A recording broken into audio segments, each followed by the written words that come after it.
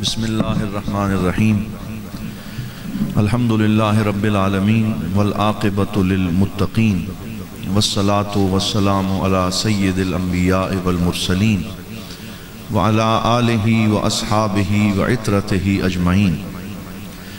تمام احباب ایک دفعہ درود پاک بآواز بلند پڑھیے۔ الصلاۃ والسلام علیک یا سیدی یا رسول اللہ، الصلاۃ والسلام علیک یا سیدی یا حبیب اللہ، وعلی آلک واصحابک یا شفیع المذنبین۔ لائق صد عزت و تکریم زینت مسند صدارت حضرت قبلہ استاذ العلماء علامہ پیر محمد انور قریشی صاحب دامت برکاتہم القدسیہ اور اس خاندان کے جملہ افراد جلوہ فرما ہیں۔ سب سے پہلے میں حضور قبلہ امین حسن کرم جانشین حضور ضیاء الامت دیوان کریم حضرت قبلہ پیر محمد امین الحسنات شاہ صاحب دامت برکاتہم القدسیہ آپ کی جانب سے اور جمیع خانوادہ حضور ضیاء الامت کی جانب سے تعزیت مسنونہ پیش کرتا ہوں کہ حضرت قبلہ حافظ مقبول احمد قریشی صاحب رحمت اللہ علیہ، اللہ کریم ان کے درجات بلند فرمائے، ان کی قبر اور حشر کی منزلیں آسان فرمائے اور ان کے بچوں کو اور ان کے پورے خاندان کو مزید عزتیں اور عظمتیں نصیب فرمائے۔ حضور قبلہ حضرت صاحب جیسا کہ آپ کو معلوم ہوگا کہ مصر کے سفر پر تھے، آپ وہاں سے تشریف لائے اور گزشتہ 2-3 دن سے صحت کافی ناساز ہے۔ آپ سب دعا کریں کہ اللہ تعالیٰ حضور غریب نواز کو صحت کاملہ عطا فرمائے اور آپ کا سایہ تا دیر سلامت رکھے اور آپ کے فیضان کو اللہ تعالیٰ مزید دوبالا فرمائے۔ اور حضور ضیاء الامت کا یہ فیضان جو آج یہاں نظر آ رہا ہے، ماشاءاللہ یہ قبلہ قریشی صاحب آپ کے خاندان اور آپ کی جو قبلہ حضرت ضیاء الامت سے قلبی وابستگی ہے، جو محبت ہے، جو وفا ہے، اس کا ثمر ہے کہ اللہ تعالیٰ نے آپ کے پورے خاندان کو علم و عمل کے ساتھ ایسے نوازا ہے کہ اب صرف قریشی صاحب نہیں بلکہ ان کے پورے خاندان میں جہاں بھی نظر ڈالیں تو کہیں حافظ قرآن نظر آتا ہے، کہیں عالم نظر آتا ہے، کہیں مبلغ دین نظر آتا ہے۔ تو اللہ تعالیٰ اس خاندان پہ اسی طرح مزید جو ہے وہ اپنی فضل و کرم کا سایہ فرمائے۔ حضرت حافظ مقبول احمد صاحب قریشی رحمت اللہ علیہ، ان کے ساتھ میری بھی محبت کا بڑا سلسلہ رہا، ان کی شفقتیں رہیں اور کچھ عرصہ ان کو قریب سے دیکھنے کا اس وقت موقع ملا جب وہ ہمارے علاقے میں روال ایک جگہ ہے، وہاں پر ایک مدرسہ ہے ابراہیم بن محمد انسٹیٹیوٹ، وہاں پہ کچھ عرصہ حفظ قرآن پاک کی کلاس پڑھاتے رہے اور جس محنت اور لگن سے وہ پڑھاتے تھے اور مسجد کے ساتھ جو ان کا شغف تھا، یہ 2 چیزیں میں نے ان کے اندر دیکھی کہ ایک تو مسجد کی صفائی کا خیال رکھنا اور اس میں خود لگ جانا کہ اللہ کا گھر صاف ہونا چاہیے، کوئی اور نہیں کر رہا تو خود اٹھ کے شروع ہو جانا اور اس میں جھاڑو دینا اور پھر اپنے طلباء کی اسی پہ تربیت کرنا اور ان کو پورا وقت دینا۔ یہ ان کی شخصیت کا خاصہ تھا کہ جو انہوں نے ساری زندگی حفاظ کرام تیار کی۔ تو اب گفتگو کا وقت نہیں ہے، میں انہی 2 خاصیتوں کے اوپر 2 احادیث پاک آپ کی خدمت میں پیش کرتا ہوں۔ پہلی حدیث حضرت ام محجن رضی اللہ تعالی عنہا کے حوالے سے صحیح بخاری شریف میں ہے کہ یہ ایک خاتون تھی اور ان کا کام یہ تھا کہ یہ مسجد نبوی شریف میں ہر جمعے کے دن آ کے حضور کی مسجد میں جھاڑو دیتی تھی اور صبح 11 بجے تک پوری مسجد کو صاف کر دیتی، اس میں کھجور کے جو پتے گرتے، جو گرد ہوتی، اس سب کو جمع کر کے لے جاتی اور ساری مسجد صاف ہو جاتی۔ حضور تشریف لاتے، جمعے کی نماز کی امامت فرماتے اور صحابہ کرام جمعہ ادا کرتے۔ تو کہتے ہیں سردیوں اور جاڑے کا موسم تھا اور میرے آقا صلی اللہ علیہ وسلم کسی سفر پہ تشریف لے گئے، پیچھے سے وہ بوڑھی مسجد کو صاف کرنے والی خاتون اس دنیا سے چلی گئی اور اللہ تعالیٰ کی بارگاہ میں حاضر ہو گئی۔ صحابہ کرام نے مناسب سمجھا کہ رات کا وقت ہے اور لمبی رات ہے اور سرکار دو عالم آئیں گے، آپ کو سردی میں تکلیف ہوگی، تو ہم انتظار نہیں کرتے۔ تکفین ہوئی، ان کو غسل دیا گیا، تیار کیا گیا، اور پھر رات کو ہی اندھیرے میں ان کا جنازہ پڑھ کے دفن کر دیا گیا۔ جب اگلے دن حضور تشریف لائے تو سرکار کو بتایا گیا وہ مائی اور بوڑھی جو آپ کی مسجد کو صاف کرتی تھی وہ فوت ہو گئی، وصال کر گئی، ہم نے اس کو دفن کر دیا۔ حضور جلال میں آ گئے، فرمایا تم نے میرا انتظار کیوں نہ کیا؟ میں خود اس کا جنازہ پڑھاتا، میں خود اس کی تدفین میں شامل ہوتا اور میں اس کے لیے دعائیں کرتا۔ فرمایا اب میں گھر نہیں جاؤں گا، مجھے پہلے اس کی قبر پہ لے چلو۔ تو سرکار دو عالم صلی اللہ علیہ وسلم سیدھے اس کی قبر پہ گئے، اور حضرت امام بخاری اپنی سند سے روایت کرتے ہیں کہ یہ وہ خوش نصیب خاتون ہے جس کا دوبارہ قبر پہ کھڑے ہو کے سرکار نے خود جنازہ پڑھا۔ ایک دفعہ جنازہ ہو گیا، پھر حضور نے پڑھا، پھر مراقبے کی کیفیت میں سر جھکا کے بیٹھے رہے، اور تھوڑی دیر کے بعد سر اٹھایا تو چشمان مقدس سے آنسو جاری تھے، اور حضور فرما رہے تھے ابھی جبرائیل میرے پاس آیا اور اس نے کہا اے میرے حبیب ملال نہ کریں، دکھ نہ کریں، یہ وہ خاتون جو آپ کی مسجد کو صاف کرتی تھی، اللہ نے اس پہ یہ کرم کیا ہے کہ مہرہا کنس المسجد، کہ اللہ نے حشر کے میدان اور قیامت میں اسے حق مہر عطا فرمایا ہے۔ اور اس کا مہر کیا ہے کہ جتنا اس نے آپ کی مسجد کی صفائی کی ہے اللہ نے اسے تول کر جنت کے اتنے ہیرے اور جواہرات اسے عطا فرما دیے، اس کے جنت کے ہیرے دے دیے، جواہرات دے دیے، اور تول تول کے اللہ نے اس کو مہربانیاں فرمائی ہیں۔ تو آپ غم نہ کریں، آپ دکھ نہ کریں، جو آپ کی مسجد کا خیال رکھتی تھی اللہ تعالیٰ نے خود اس کا خیال رکھا ہے اور اس کے اوپر مہربانی فرمائی۔ دوسری روایت جو قراءت قرآن اور ایک قاری کی شان ہے وہ میں عرض کر کے گفتگو سمیٹتا ہوں۔ ہمارے ہاں قراءت 17 کہا جاتا ہے، تو بعض لوگ یہ سمجھتے ہیں کہ شاید 17 قراءت ہیں، ایسا نہیں ہے، بلکہ کل قراءات 10 ہیں۔ تو جب انہیں ملا کے پڑھتے ہیں تو کہتے ہیں 17، یعنی متفق علیہ قراءتیں 7 ہیں اور 3 مزید اس میں شامل کریں تو وہ 10 بن جاتی۔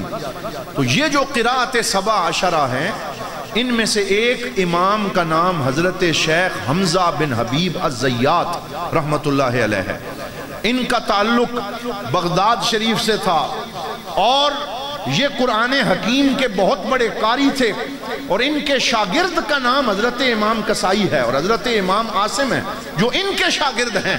تو شیخ حمزہ کے بارے میں طبقات القراء کے اندر یہ واقعہ موجود ہے کہ ان کے ایک شاگرد کا نام تھا حضرت سلیم رضی اللہ تعالی عنہ، اپنے استاد کے پاس آئے جو ہر وقت قرآن پڑھاتے تھے، قرآن کی خدمت ان کا اوڑھنا بچھونا تھا۔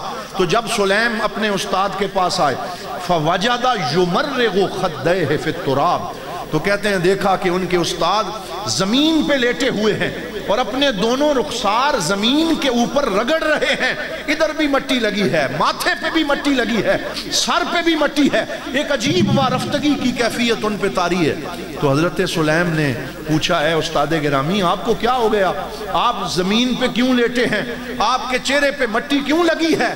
تو رونے لگے، فرمایا انی رأیت فی المنام البارحہ، میں نے آج رات خواب دیکھا، اور خواب یہ دیکھا کہ حشر کا میدان سجا ہوا ہے، ساری انسانیت وہاں پہ حاضر ہے، میں بھی قیامت کی حشر کی صفوں میں کہیں چھپ کے کھڑا ہوں، اور اتنے میں ایک ندا آتی ہے این قراء المصاحف، کہ قرآن کے قاری کدھر ہیں وہ نکل کے باہر آ جائیں۔ یہ خواب دیکھا کہ قرآن کے قاری کدھر ہیں وہ باہر آ جائیں۔ تو کہتے ہیں میں ابھی نکلنے ہی لگا تھا کہ ساتھ ہی ایک آواز آئی این الذین عملوا بالقرآن، وہ باہر آ جائیں جنہوں نے قرآن پڑھا ہے اور قرآن پہ عمل کیا ہے، وہ باہر آ جائیں۔ کہتے ہیں فرجعت القہقری، میں پچھلے پاؤں پیچھے پلٹا کہ میں تو نہیں نکل سکتا، میں قرآن پڑھتا تو رہا لیکن عمل کی خیرات میرے دامن میں نہیں ہے، عمل کی دولت میرے پاس نہیں ہے، میں کسے منہ دکھاؤں گا، میں آج باہر نہیں نکلوں گا۔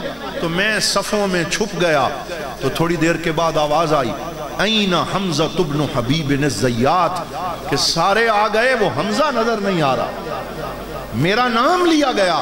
اتنے میں ایک فرشتہ آیا. میں نے کہا لبیک یا داعی اللہ، اے پکارنے والے میں حاضر ہوں. تو فرشتے نے کہا آج تجھے کوئی اور نہیں پکار رہا، خود تیرا رب پکار رہا ہے. لمن الملک اليوم للہ الواحد القہار. آج اللہ کی بادشاہی ہے اور اللہ خود پکار رہا ہے. میں باہر نکلا، ایک بہت بڑے ہال میں مجھے داخل کیا گیا اور وہاں بہت سے قرآن کے قاری تھے. وہ قرآن پڑھ رہے تھے اور سب کی قرات کی آواز آ رہی تھی. تو مجھے کہا گیا اے حمزہ یہ ممبر ہے، یہ زبرج اور یاقوت کے موتیوں سے بنا ہے. اس ممبر کی سیڑھیاں ہیں، قرآن پڑھتا جا اور ان سیڑھیوں پہ چڑھتا جا. تو حضرت حمزہ کو خواب دکھایا گیا. میں قرآن پڑھتا گیا، بلند ہوتا چلا گیا، جنت کے مدارج طے کرتا چلا گیا، حتیٰ کہ پڑھتے پڑھتے سورۃ الاعراف تک پہنچا اور 9ویں سپارے تک جا پہنچا. اور جب اس آیت پہ پہنچا وَهُوَ الْقَاهِرُ فَوْقَ عِبَادِهِ کہ اللہ تعالیٰ اپنے بندوں پہ قہار ہے، تو اللہ نے مجھے فرمایا أَلَسْتُ الْقَهَّارُ فَوْقَ عِبَادِي، اے حمزہ آج بتا میں اپنے بندوں پہ غالب ہوں کہ نہیں ہوں. تو میں نے کہا اے اللہ تو قاہر ہے، تو قہار ہے، تو جبار ہے، تو رحمان ہے. پھر فرمایا پڑھو.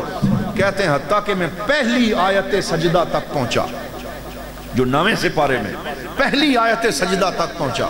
فَأَوْمَاتُ لِلسُّجُودِ، تو میں نے سجدہ کرنے کے لیے جھکنا چاہا. میری عادت تھی جب آیت سجدہ پڑھتا تھا تو سجدہ کرتا تھا. تو میرے رب نے مجھے فرمایا کفاک یا حمزہ، اے حمزہ دنیا میں جو سجدے کر آئے وہ تمہارے لیے کافی ہو گئے. اب یہ دار العمل نہیں ہے، یہ دار الجزا ہے. اب سجدہ کرنے کی ضرورت نہیں ہے. اب آتا جا، میرے قریب ہوتا چلا جا. میں قرآن پڑھتا رہا، اپنے رب کے قریب ہوتا چلا گیا. تو پھر میرے رب نے مجھے فرمایا من اقرأک یا حمزہ، اے حمزہ بتا یہ اتنا سونا قرآن جو تو پڑھتا ہے تجھے کس نے پڑھایا؟ تیرا استاد کون ہے؟ تو وہاں استاد کا پوچھا جائے گا، وہاں پوچھا جائے گا پڑھانے والا کون ہے. اس سے مدرسے کی اہمیت کا پتہ چلتا ہے، استاد کی اہمیت کا پتہ چلتا ہے. جب قریشی صاحب کا نام آئے گا تو ساتھ حضرت ضیاء الامت کا نام آئے گا، ساتھ استاد کا نام آئے گا.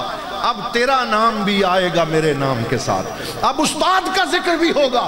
اب شیخ طریقت کے بارے میں پوچھا جائے گا اے حمزہ بتا تجھے کس نے پڑھایا؟ تو میں نے عرض کیا اقرأنی یحییٰ، اے میرے رب مجھے یحییٰ نے پڑھایا. اپنے استاد کا نام لیا. اللہ نے فرمایا صدق یحییٰ، یحییٰ نے جو پڑھایا سچ پڑھایا. اب بتاؤ من اقرأ یحییٰ، اس یحییٰ کو کس نے پڑھایا؟ تو میں نے کہا اقرأہ ابو الاسود الدؤلی، یا اللہ اسے ان کے استاد حضرت ابو الاسود نے پڑھایا. فرمایا اس نے سچ پڑھایا. یہ بتاؤ ابو الاسود کو کس نے پڑھایا؟ تو میں نے کہا اقرأہ علی ابن ابی طالب، کہ مجھے یحییٰ نے پڑھایا. یحییٰ کو ابو الاسود نے پڑھایا اور ابو الاسود کو حضرت مولا علی شیر خدا نے پڑھایا. فرمایا صدق علی ابن ابی طالب، علی نے جو پڑھایا سچ پڑھایا. مجھے بتاؤ علی کو کس نے پڑھایا؟ تو میں نے کہا اقرأہ حبیبک و نبیک محمد الرسول اللہ، یا اللہ علی کو جو پڑھایا ہے وہ رسول اللہ نے پڑھایا ہے، وہ محمد عربی نے پڑھایا ہے. تو یہاں بھی سند رکی نہیں. فرمایا من اقرأ حبیبی محمد، یہ بتاؤ محمد کو کس نے پڑھایا؟ تو میں وہاں پہ رک گیا. میں نے کہا اب میں کس کا نام لوں؟ تو اللہ نے خود فرمایا قل یا حمزہ انتا، اے حمزہ کہہ کہ میرے محمد کو جس نے پڑھایا اے میرے رب تو نے پڑھایا، تو میرے نبی کا استاد ہے. تو لوگوں یاد رکھو قرآن کے قاری کی یہ شان ہے کہ حدیث کی سند رسول کائنات تک پہنچتی ہے، قرآن کی سند خود خدا تک پہنچتی ہے، اللہ رب العزت تک پہنچتی ہے. پھر کہتے ہیں حضرت حمزہ کہ پھر میرے رب نے مجھے فرمایا ادنو یا حمزہ، اے حمزہ قریب آ. میں اور قریب ہوا، غالیا. پھر اللہ تعالیٰ نے اپنے ہاتھ کو جنت کی ایک خوشبو میں رکھا جیسے اللہ کی شان کے لائق ہے، ہم سمجھ نہیں سکتے. پھر اللہ تعالیٰ نے اپنا دست قدرت میرے چہرے پہ پھیرا اور فرمایا جا کے قاریوں کو بتا دینا ہاکذا افعل مع اہل القرآن، کہ جو قرآن پڑھ کے میرے پاس آتے ہیں ان سے میں اس طرح سلوک کرتا ہوں. میں انہیں اپنے قریب کرتا ہوں، میں انہیں جنت کی خوشبوئیں عطا کرتا ہوں۔ تو ہم یہ امید رکھتے ہیں کہ اللہ تعالیٰ حضرت قبلہ حافظ مقبول صاحب رحمت اللہ علیہ کا شمار ایسے خوش نصیبوں میں فرمائے جنہیں قرب خدا بھی نصیب ہو، قرب مصطفیٰ بھی نصیب ہو، جنہیں اللہ والوں کا قرب نصیب ہو، اعلیٰ علیین میں مقام نصیب ہو، اور اللہ تعالیٰ ان کے فرزند ارجمند علامہ ضیاء الکرم قریشی صاحب اور محترم عزیزم امین الکرم قریشی اور ان کے سارے خاندان کے اللہ تعالیٰ خاص مہربانیاں اور رحمتیں فرمائے۔ وآخر دعوانا ان الحمدللہ رب العالمین۔